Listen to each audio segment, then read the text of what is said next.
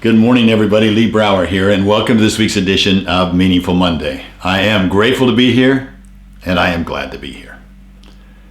This is the last Meaningful Monday of the year. This is the last Meaningful Monday of the decade. I've done over 300 Meaningful Mondays in a row. That's impressive. It impresses me because that's out of character for me to be able to do something so successive every week after week after week. And I guess that's because it's become so valuable to me as an experience of assessing where I'm at each week and asking how do I make it more meaningful, getting feedback from you, which has been, absolutely invaluable and essential for making this happen. So thank you all for joining me and being a part of this. And I look forward to being with you next year. For those of you that are watching this on Tuesday or Wednesday, it's because you haven't subscribed, and you can get it early Monday morning if you go to leebrower.com and just subscribe there for this. Now there's no obligation, there's no charge, and there's no marketing. This just gets you this Meaningful Monday every Monday. What makes this last year unforgettable? Can I share with you 4 questions that I use for assessing this last year? The first one is just that. What makes this year unforgettable? Let me tell you what happened when I asked that question. I sat down, had my schedule in front of me, my calendar, started looking at things, but without even looking at it, certain things jumped out. There were things that created joy, immense amount of joy for us this last year, that made it unforgettable. There were things that created sadness, unmeasurable sadness in some cases. There were other things that happened as we went through the year, and I continued to add more and more. As I dug deeper, all of a sudden I'd go, oh yeah, that makes this year unforgettable. But you know what? If I hadn't been digging, I would have forgotten the unforgettable. Take the time to evaluate. Take the time to bank the experiences that you've had and ask yourself how this can become unforgettable. It becomes unforgettable when the lessons that you learn from it impact your future years, your future lives. They become meaningful. They help you become better decision makers, better choice makers because of these experiences. Don't ignore them. Take the time to do it. Ask that one question. What makes this year unforgettable? Now, 3 other questions. What surprised you the most this year?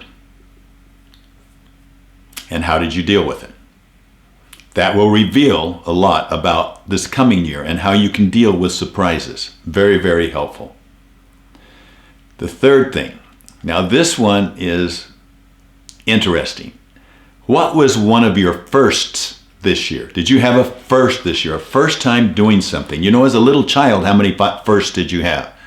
The first time you walked, the first time you talked, the first day of kindergarten, the first day of school, the first day of high school, the first day of a sporting event, or the first day of piano lessons, or whatever it may be. You had first after first after first. The first prom, first date, first day at college, first job.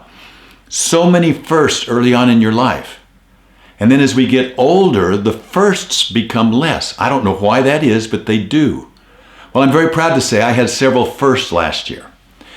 But most of those I didn't plan for. Most of those didn't really take me extremely out of my comfort zone. Some of my firsts in recent years have been to go do the Grand Canyon, rim to rim in a day. That was a first. To do my first marathon, that was a first. So this year, I am planning some new firsts for me. Push my comfort zone out, get out of the way. I'm coming. You do the same.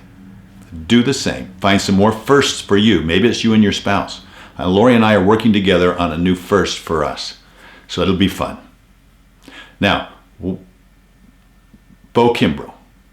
Bo Kimbrough, if you're watching this, thank you very much. I enjoy working with you. Bo Kimbrough, for those of you that don't know him, is a very successful entrepreneur. He has an amazing attitude and an amazing spirit about him, and I learned from him.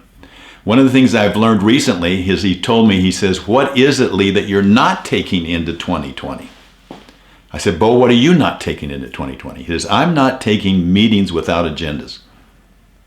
And I jumped all over it.